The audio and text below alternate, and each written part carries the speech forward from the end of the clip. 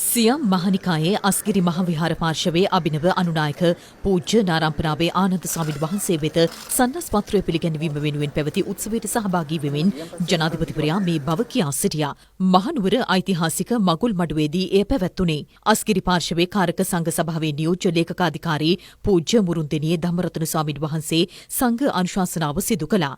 අස්ගිරි මහා විහාර පාර්ශවයේ උතුම් අනුනායක පදවිය අපි අස්ගිරි මහා විහාරීය රාජෝපස්ථානීය ධර්ම සභා නම් වූ විල්සත් වර්ගයේ කාරක මහා සංඝ සභාව මගින් ඒකමතිකව තෝරා පත් කර ගන්නා ලද 34 වැනි අභිනව අනුනායක ස්වාමීන් වහන්සේට රාජමුද්‍රාව සහිතව ශ්‍රී සන්නස් පත්‍රයේ ප්‍රදානය කිරීමේ අතිශයින් වැදගත් කාර්යයට ජනාධිපති ලේකම් විසින් එම සන්නස් පත්‍රය කියවීම සඳහා ආචාර්ය පූජ්‍ය මෙදගම ධම්මානන්ද ස්වාමීන් වහන්සේ වෙත බහර දුන්නා. ඥාන් වහන්සේගේ වර්ෂ ප්‍රමාණයෙන් 2569 වෙනි මස පුර 15ක් අනතුරුව ජනාධිපති ලේකම්වරයා විසින් සන්නස් පත්‍රය ජනාධිපතිවරයා වෙත බහර දුන්නා.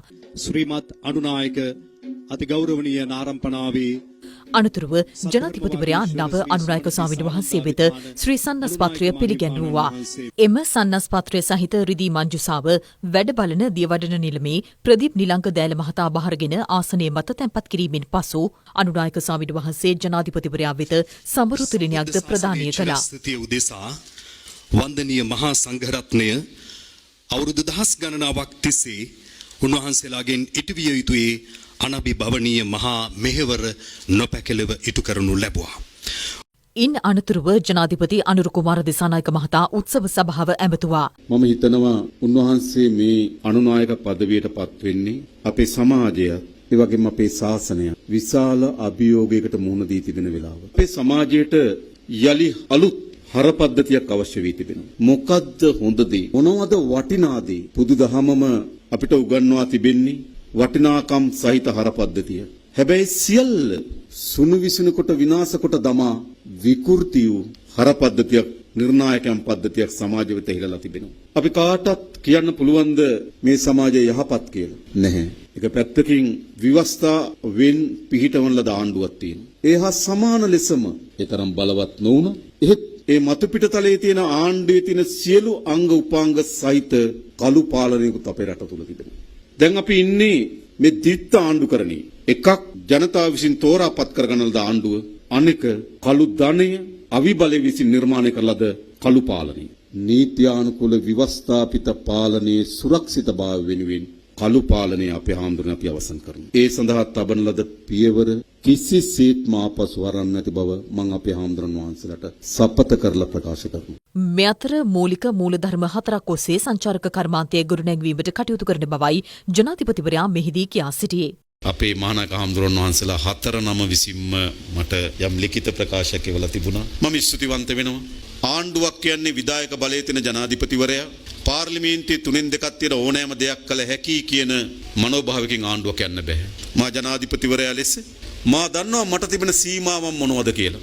සාමාන්‍ය බොහෝ හිතන් හිටියා මේකට සීමාවක් නැහැ කියලා. ඔය විවස්ථාවේ සීමාවක් නැහැ. ඕනෑම වැරදිකරුවෙක් නිදහස් කරන්න පුළුවන්. ඕනතරම් රාජ්‍ය ධනෙ වියදම් කරන්න පුළුවන්. ඕනතරම් මාලිගාවන් හදන්න පුළුවන් ඉන්න පුළුවන්. විවස්ථාවේ සීමාවක් නැහැ. ඕනතරම් සම්බන්ධීකරණ ලේකම්වරුන් පුද්ගලික කාර්ය මණ්ඩලය පත් කරගන්න පුළුවන්. විවස්ථාවේ සීමාවක් නැහැ. ආණ්ඩුවකට විශේෂම විධායක ජනාධිපතිවරයාට යම් සීමාවක් නැති වුණාට අපට සීමාවක් තිබෙනවා. එනිසා අපි උත්සාහ කරමින් තිබෙනවා සමහර ඒවා ප්‍රායෝගිකව සීමාව ඔප්පු කරන සමහර ඒවා නීතියෙන් සීමාව ඔප්පු. එනිසා මේ සංචාර කර්මාන්තයේ ආශ්‍රිතව ගොඩනැගුණු සාකච්ඡාව අපි තේරුම් ගන්න තිබෙනවා අපි සංචාර කර්මාන්තයේ මුන මූලධර්ම මතද මොන කුළුණු මතද අපේ සංචාර කර්මාන්තය ගොඩනැගෙන්නේ. අපේ සංචාර කර්මාන්තය ගොඩනැගෙනවා අපිට අවුරුදු 2500ක දිගු ඉතිහාසයක් ශිෂ්ටාචාරයක් තිබෙනවා. ඒ ශිෂ්ටාචාරය තුල අපේ අනන්‍යතාවයක් අපිට තියෙනවා. ඒ නිසා අපිට අපේ සංචාර කර්මාන්තය අපේ ඓතිහාසික උරුමය මත අපේ සංචාර කර්මාන්තය ගොඩනැගීම් විභවතාවයක් තිබෙනවා. කොළඹින් පිටත් වෙලා නුවරින් නැගලා නුවර එළියට යනකොට අපි දේශගුණ කලාප කොච්චර පසු කරනවද? කොච්චර ස්වභාවික වනාන්තර අපි දකින්නවද? මොනතරම් මනරම් වෙරළ තීරයක් අපිට තිබෙනවද? අපේ ජනතාවගේ පුද සත්කාරය පිළිබඳව ආගන්තුක සත්කාර පිළිබඳව තිබෙන ලෝකයේ ඇගයුම ඒක අපේ සංචාර කර්මාන්තය ඉතාමත් වැදගත්ය. එහෙම නැතුව වෙන දේවල් අපේ සංචාර කර්මාන්තයේ ප්‍රමුඛතාවයක් නොවේ. වෙන දේවල් වලට වෙන තැන් තියෙනවා. ඒ නිසා මම හිතන ඔය නිවේදනයක් පිළිබඳව ඇතිවෙච්ච පැටවිල්ල ඒක රාජ්‍ය ප්‍රතිපත්තිය හෝ අපේ සංචාර කර්මාන්තයේ මූලික මූලධර්මයන් නෙවෙයි.